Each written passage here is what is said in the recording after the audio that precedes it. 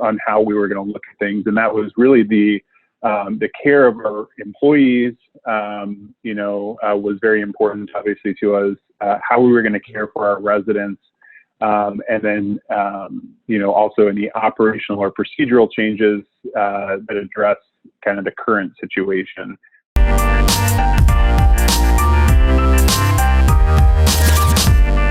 Welcome to Ritter on Real Estate. I'm your host, Kent Ritter, and today we have a very special guest. We have Clarke Arnold, who's the Vice President of Operations for Birge and Held Asset Management.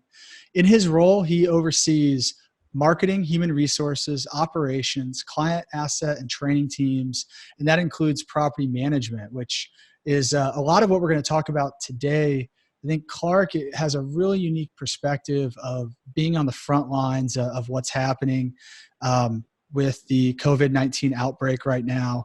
In their portfolio, Birge and Held currently has about 11,000 units, of which Clarke oversees, as we said, all the property management. So he's working to coordinate with his teams to manage the process. So really wanted to, thanks Clarke for being on today. I know you're extremely busy with everything that's going on. So I appreciate a few minutes of your time. I think the listeners are going to be really interested to hear what's happening on the front lines. How are you managing the process, and what are the things that are working, and what are some of the lessons learned, to manage such a large portfolio. So, just taking it back to the beginning, when all of this started happening, the outbreak was announced, and things started getting really serious. I mean, what was going through your mind, thinking about your tenants, and then how did you guys start to kind of actualize a plan? I mean, what were the steps you went through? Was there something that you had in place, or are you kind of developing on the fly? Maybe it's a mix of both. Yeah, I would say it's uncharted territory for most of us out there. A situation that probably none of us have had to deal with in the scheme of things, especially in the industry and management, property management. But the first thing that was important to me, being a very process-driven type individual and wanting to have a process for anything and everything, was to develop a protocol. One of the things also coupled with having a protocol was communication, and then leveraging intellectual capital that we have, within Birge and Held. So the first thing I did was jump on a call with my team and discuss, what they were hearing from the ground level, and start from there to develop a protocol and an approach. Most importantly, like I said, was to get a process in place and get a protocol that was kind of a living, working, breathing document that we were changing, by the day, a week and a half, 2 weeks ago. We took an approach and looked at three major or three different approaches, or three different angles on how we were going to look at things. And that was really the care of our employees, was very important, obviously, to us, how we were going to care for our residents. And then, also any operational or procedural changes that address kind of the current situation, things that we would have to change on the procedural front as it pertained to how we handled employees, how we handled our residents, and anything that pertained to those two pieces of the business. So came at it at three angles. Developed a protocol that is still changing to this day as situations arise. But those were the three things that were really important to identify out of the gate: was how we were going to care for the employees, how we were going to care for our residents, and then any changes we need to make to our current processes. Mm-hmm. I think that's great. I mean, that sounds like a sound framework, and I appreciate that it starts with taking care of your people and taking care of the residents. So, I mean, I think that that shows you have your priorities in the right place. Can you dig into that a little more and talk about, so in this, you said first, taking care of the employees. I mean, so how do you do that? What are some of the things that you put into place, or some of the communications and the protocols? Yeah, so I'm gonna pull up my protocol list here really quickly, Ken. That's gonna have a little bit of information for me. No worries. As far as care for our team members and care for our employees, one of the first things we did, which I think was in line with most in the industry, well, actually most in line with in our industry and outside of our industry, was to suspend all non-essential travel for all of our corporate and site level employees. I think that was one of the first things we did. And then as things started to progress, and I think we were a little bit more proactive on this front than a lot of people in the industry or outside the industry, was that all corporate employees must work remotely. Being a company, a fairly sophisticated company in the sense that we have the technology that we can leverage to continue to move operations forward at the corporate level and meet remotely through video chat, things like that. We required all corporate employees to work remotely about a week and a half ago, and put a time frame in mind. Although I think it's going to extend far past that. As far as our sites are concerned, we're unique in that we have our corporate office, but then we also have 54 or 50 plus satellite offices out there per se. We have all of our sites and our site staff and our teams that are out on boots on the ground. We developed an approach that was situational for each site. So at sites that had confirmed cases of the virus or had employees that had symptoms of the virus, we closed down the office at the site. And we were still able to have our employees work remotely. We had all phones forwarded from the site to our employees. We had a schedule put together for all the site employees where they would be responsible for handling the essential duties that needed to happen at sites where we had to close down. Now, thankfully, to date, we've only had a couple out of our entire portfolio that have had to be completely shut down due to exposure to a positive test for the virus. So we did still have, for those sites, we had one maintenance staff member that would still work the grounds, make sure that grounds were clean for sanitation purposes. And then, like I said, had the office staff answering phones, continuing to follow up with residents and communicate with residents.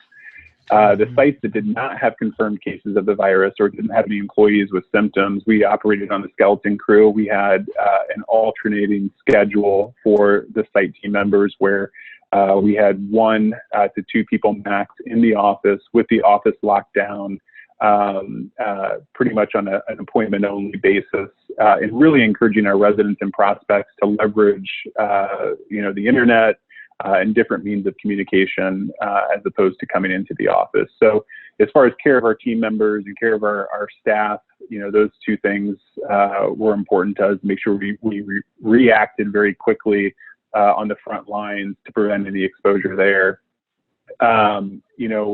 Again, going back to leveraging technology, our regional property managers were setting up daily phone calls with our site team members and the group to answer any questions, make sure that we're still moving forward as far as operations are concerned. So they were having daily phone calls with their teams and still are having daily phone calls with their teams. We also set up an operations phone call where the marketing teams, the HR teams, training teams, our regional managers all hop on a call daily at 10 a.m. To discuss any processes that were changed to essentially create a think tank daily on how to address certain situations. So again, kind of speaks to how we're caring for our team members there. We also are we're also distributing our response plan to all of our employees as things progress. So how are we responding, in specific markets to the current situation and maybe some market specific situations that are going on, like the shutdown in certain states that we operate, things like that. The other thing too that we did for the team members was, out of the gate, which I think is going to change, is going to be an ongoing, somewhat of a struggle for us.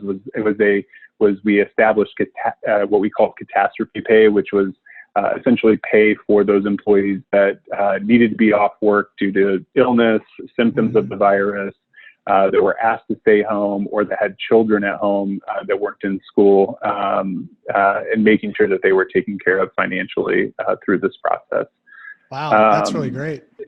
So yeah. And again, it's probably going to extend through a paid leave type program. But our goal is to make sure that our, employees are not only safe, that they're still feeling a part and connected with Birge and Held and other employees, still able to move operations forward, and then also be taken care of and not have to have the, additional anxiety of not knowing where their next, paycheck's going to come from. So addressing those things, I think, were, important as it pertains to the care of our team members.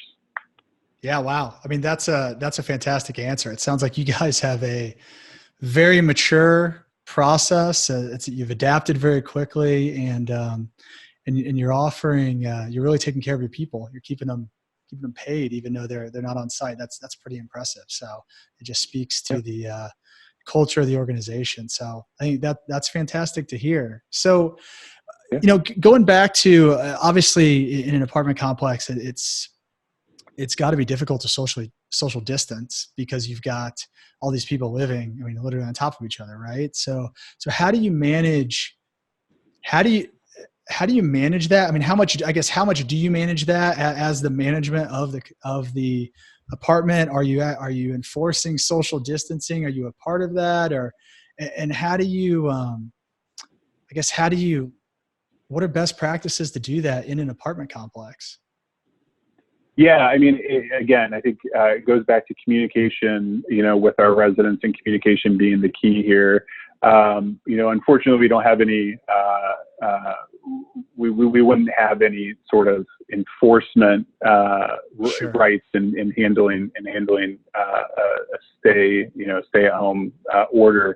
But we have put things in place, by making sure that our offices are locked. We've shut down all of our common area amenities, so fitness centers, club rooms, anything that would be open as a common amenity has been closed down, just to eliminate any crowds from gathering. We've put into place, just with our staff and their interaction, because you are going to have emergency situations come up where you have a water leak or something that a maintenance team member is going to have to address.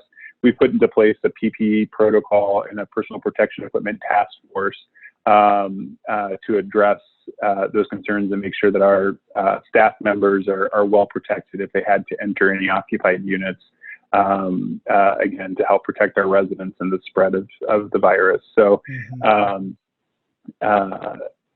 that's, as far as communication is, like I said, communication is extremely key. So we're sending things out through social media, bulk email, text, communication to our residents, keeping them up to date on what the response plan is in their local market, and how people are, best practice.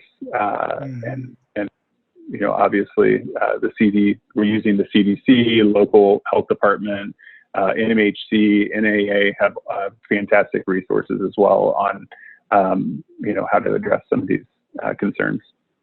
Great. So let's talk about the residents. So obviously there's a lot of people are being sent home from work. A lot of people that are probably living in your apartments. What are you guys seeing from the resident perspective? What are you doing to assist residents as they're going through tough times, being out of work, being at home? Are there programs or things that you all have put in place, or how are you thinking about the next, 30, 60, 90 days of what, of rent payments and bad debt and things? And how are you guys thinking about that? Yeah. And I think that was, again, I think we were somewhat proactive on this front, and maybe a little bit ahead of the curve as it pertains to how we're handling our resident base. that has been affected, whether it's lost their job, work hours cut down significantly, and so we put several procedures in place to help address that. So, we are offering in the month of April and potentially to extend beyond April, we're offering $50 off all of our residents' rent if they pay between the 1st or the 5th of the month. We are offering payment arrangements throughout the month of April. It was a simple completion of a form that we created that they would then agree to dates in which they would make some payments toward their April rent. Most leases, again, state that, partial payments are not accepted and that rent has to be paid in full. And we have, sidetracked that for now in the sense that we are going to accept partial payments in the months of April and May. Just again, to help residents, out as it pertains to their financial situation. So, obviously, many markets, if not all, are not allowing for landlords and property managers to file any evictions in the month of April.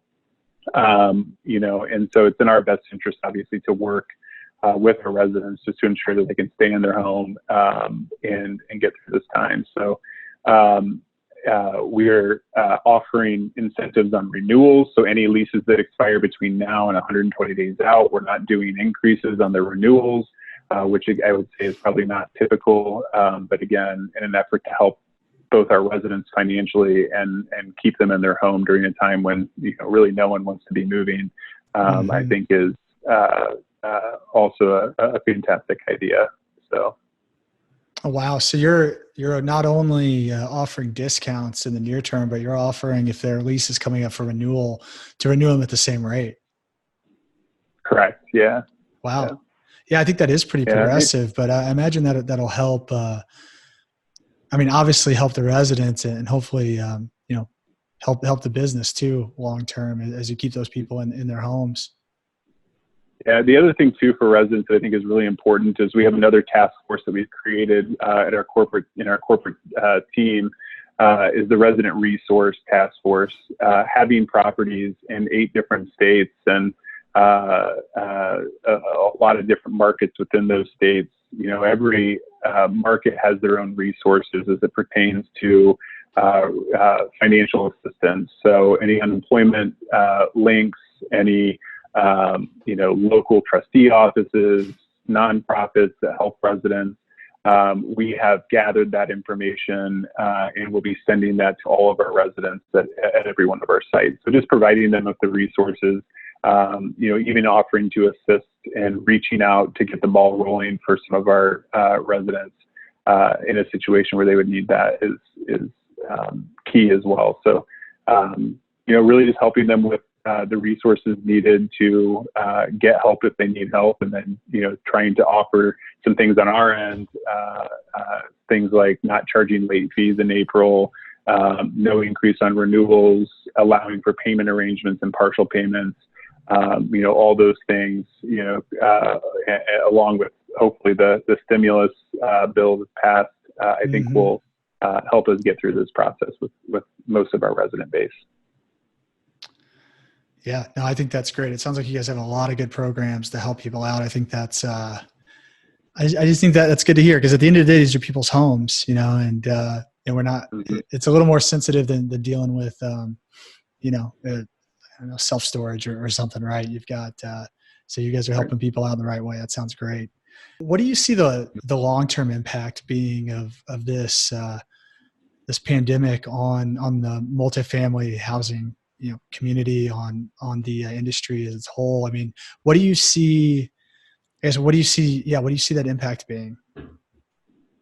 Yeah, so I think on an optimistic front or a positive front, I would say that over the past week and a half, 2 weeks, and into the future, this has forced us to leverage technology and leverage the tools that we have to continue to move operations forward that otherwise if we didn't have, could put a huge, could make a huge impact long term. But I think that on an optimistic and positive front, we've really been able to collaborate and leverage our technology to continue to move operations forward. So I think long term, that means, what that means is just gives us additional tools, additional resources to use. As we continue to expand and grow into different markets, it gives us the ability and the experience to communicate effectively, through a source that maybe otherwise, without this situation, we wouldn't have had experience with. So I think it's, on a positive front, I think that's something that's going to definitely impact at least Birge and Held in the next year. I think the biggest, one of the greatest impacts it's going to make is obviously economically. I mean, we have, we're workforce housing. Most of our properties, are 30 to 50,000 annual income, and about a fourth of all of our properties in our tenant base currently are in the hospitality or service industry. So, about a fourth of all of our residents have been impacted or going to be impacted, potentially from unemployment during this time. So, our approach, anything we can do now to, I think the focus, priorities are on our employees and our residents, but, long term, from an economic standpoint, it's going to obviously affect our tenant base and time for them to get back on their feet. It's going to probably set some priorities.